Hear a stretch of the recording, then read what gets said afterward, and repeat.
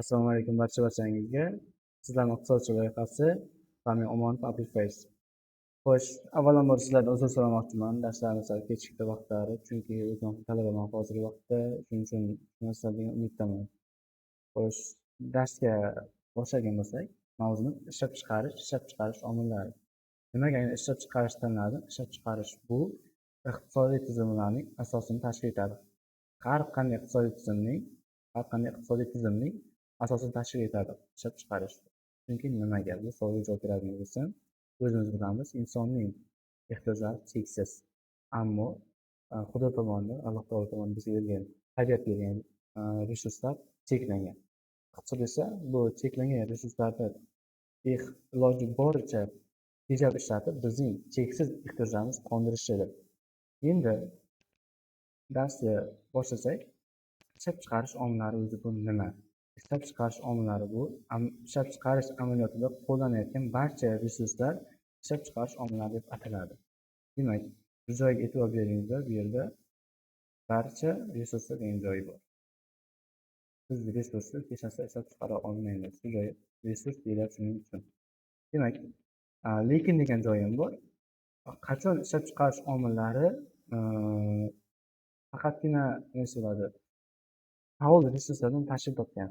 Nofaol resurslar bu ishlab chiqarish omili hisoblanmaydi. Misol uchun aytayapti bu yerda.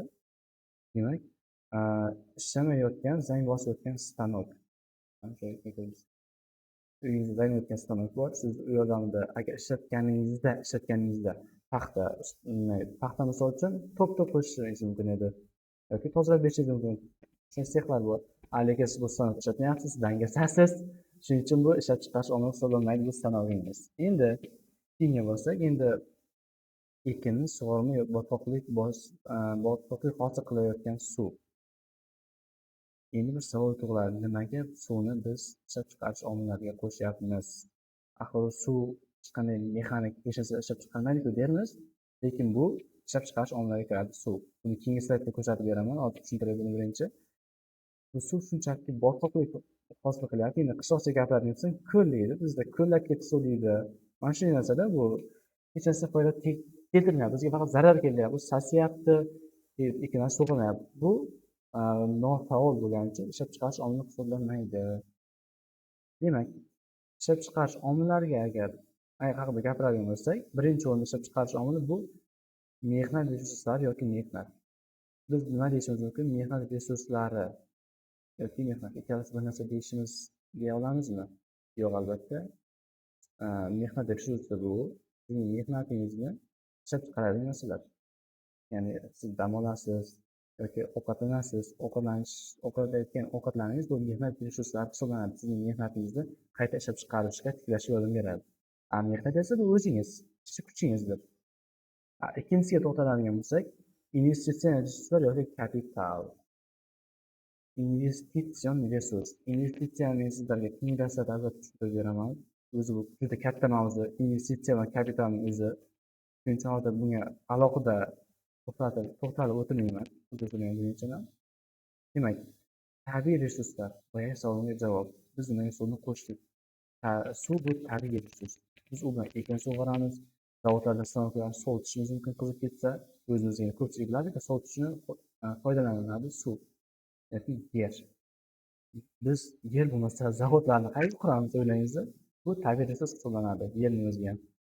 Va albatta eng muhim joylardan biri bu ma'lumot.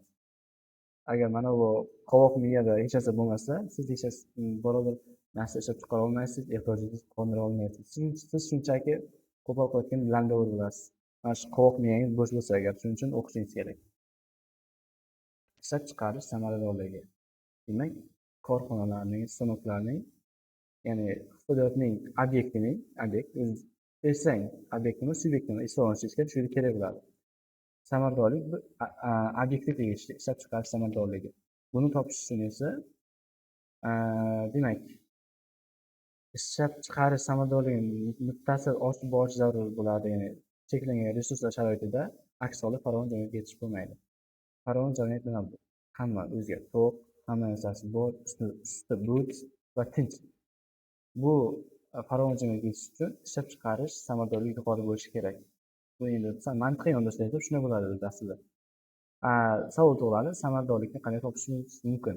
Samaradorlik erishish shartlari bilan ishlab chiqarishda olingan natijaning taqqoslanishini bildiradi. Ya'ni bu nima degani? Savol bersangiz, men nima ishlatdim va nima oldim? Ya'ni nima qancha pul ishlatdim va qancha daromad oldim deganda gap. Endi bu samaradorlik pirovard natijada qiymat hisoblanadi. Pirovard natija bu nima?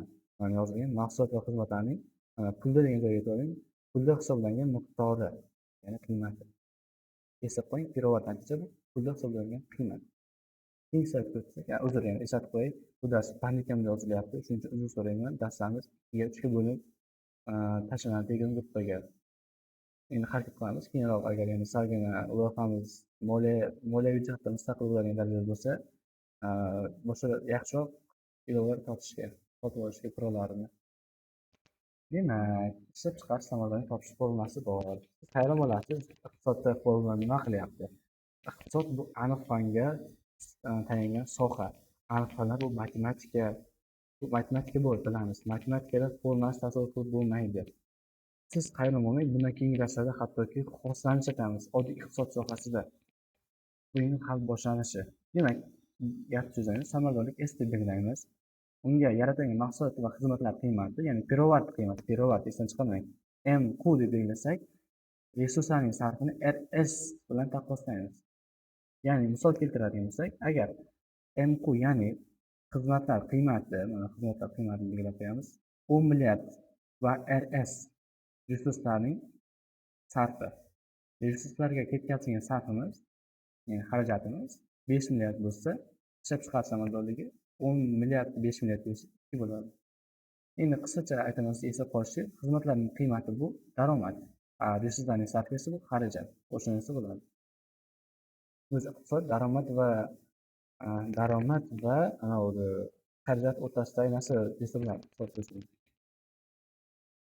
Xo'sh, endi mehnat unumdorligiga o'tadigan bo'ldik. Boyagi ishlab chiqarish samaradorligi edi, bu esa mehnat unumdorligi. Endi siz aytadigan bo'lsam, mehnat unumdorligi bu iqtisodiyotning subyektida, ya'ni shaxslarda, korxonalarda, ya'ni iqtisodiy jarayonda qatnashadigan barcha narsalarda mehnat unumdorligi bo'ladi.